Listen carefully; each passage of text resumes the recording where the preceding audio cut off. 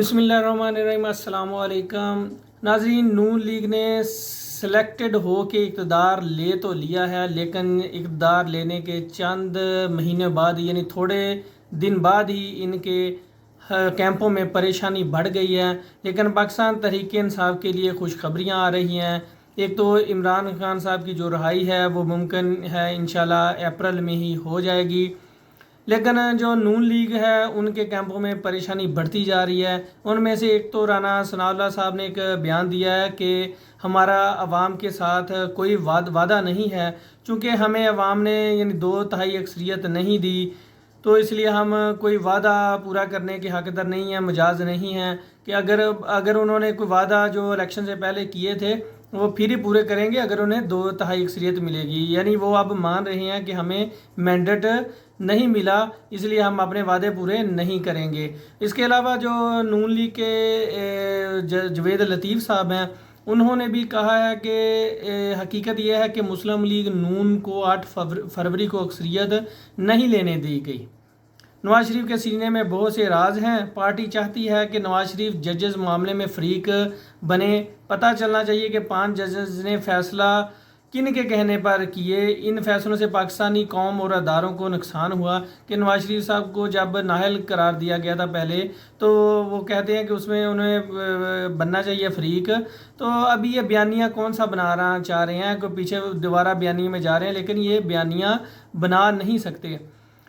تو اس کے علاوہ جوید لطیف صاحب نے شیخو پورہ سے جو 5 سیٹیں تھیں وہ جہاں سے نون لیگ کو شکست ہوئی ہے، وہ کہتے ہیں کہ ان 5 سیٹوں کے رزلٹ کو مینج کرنے کے لیے 90 کروڑ روپے خرچ کیے گئے ہیں۔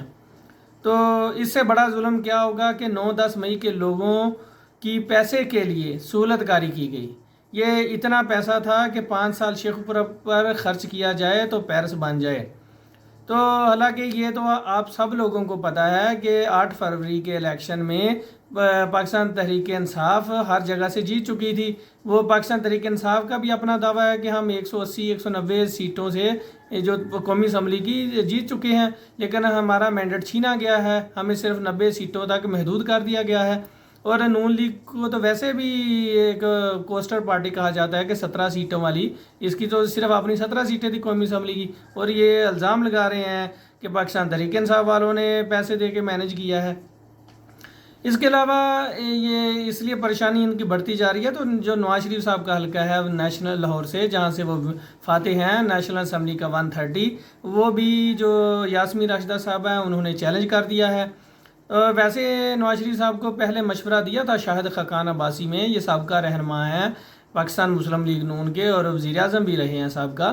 انہوں نے کہا تھا کہ نواز شریف کو چاہیے کہ یہ سیٹ جو ہے متنازع ہو چکی ہے، کہ ان کو استعفیٰ دے دینا چاہیے، ان کو دوبارہ ضمنی الیکشن میں دینا چاہیے، اگر عوام ان کو مینڈیٹ دیتی ہے تو ٹھیک ہے، اور انہیں یہ دیکھنا بھی چاہیے، لیکن نواز شریف ایسا کریں گے تو نہیں۔ اور جو اس کے علاوہ ناظرین، جو یہ پاکستان تحریک انصاف کے بانی ہیں عمران خان صاحب، ان کی کل ملاقات ہوئی ہے، جو وکلا گئے ہیں ان سے ملاقات کرنے کے لیے۔ تو عمران خان صاحب کی پہلے تو ملاقات ہوتی ہے 1 on 1 ڈائریکٹ ان سے، لیکن اس بار عمران خان صاحب کے بیچ میں انہوں نے شیشہ لگا دیا، جیسے کلبھوشن یادو کی ملاقات کروائی گئی تھی ان کی جب فیملی آئی تھی انڈیا سے، اسی طرح اب بیچ میں شیشہ لگا دیا گیا ہے اور فون کے ذریعے بات کروائی گئی ہے۔ اور جو شیر افضل مروت صاحب ہیں، انہوں نے باہر آ کے بتایا گیا ہے کہ ان کی ہماری جو بات چیت عمران خان صاحب سے ہوئی ہے اس کی آڈیو بنائی گئی ہے اور ویڈیو بھی بنائی گئی ہے۔ تو ابھی عمران خان صاحب سے پتہ نہیں یہ کیا چاہ رہے ہیں، خوفزدہ ہیں کہ بات بھی نہیں کرنے دے رہے۔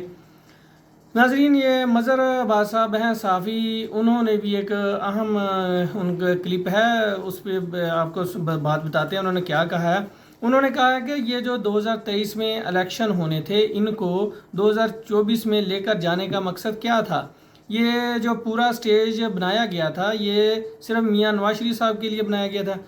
میاں نواز شریف کو واپس لانا، ان کا واپس آنا، الیکشن وقت پہ نہ ہونا، پھر شہباز شریف صاحب کو جیسے جو بھی سسٹم ہوا اس کے ذریعے وزیر اعظم بنایا، لیکن جب وہ اس گراؤنڈ پہ نواز شریف صاحب اترے تو ان کو اندازہ ہوا اصل میں، کیونکہ یہ 2000 والی گراؤنڈ نہیں تھی اس وقت، جب میاں صاحب کا جو مخالف تھا وہ ایک سیاسی ڈکٹیٹر تھا، اس وجہ سے ان کو پذیرائی حاصل ہوئی، لیکن اس وقت جب موجودہ صورتحال میں ان کا جو سیاسی مخالف تھا وہ ایک سیاسی لیڈر تھا اور ایک قومی لیڈر، سب سے بڑا مقبول ترین لیڈر عمران خان صاحب تھے، ان کے ساتھ ان کا مقابلہ تھا۔ تو جب انہوں نے عمران خان جو نواز شریف صاحب نے گراؤنڈ دیکھی تو وہ تب سے لے کر ابھی تک اس شوق سے نہیں نکلے، اور وہ آپ خود کو یعنی چپ کر گئے ہیں، شٹ اپ کر گئے ہیں، یہ وہ آپ خود کو کیسے ریکور کریں۔ ان کے لیے اب اگر وہ اینٹی اسٹیبلشمنٹ بیانیہ بناتے ہیں تو ان کی حکومت جاتی ہے، ان کی حکومت کے لیے مشکلات پیدا ہو جائیں گی، اب وہ خود کو ریکور کیسے کر سکتے ہیں۔ اور ویسے بھی جو سلیکٹڈ ہوتے ہیں وہ سلیکٹر نہیں ہو سکتے۔ ابھی کے لیے انشاءاللہ اتنا ہی، انشاءاللہ مزید اپڈیٹ کے لیے آپ کی خدمت میں حاضر ہوں گے۔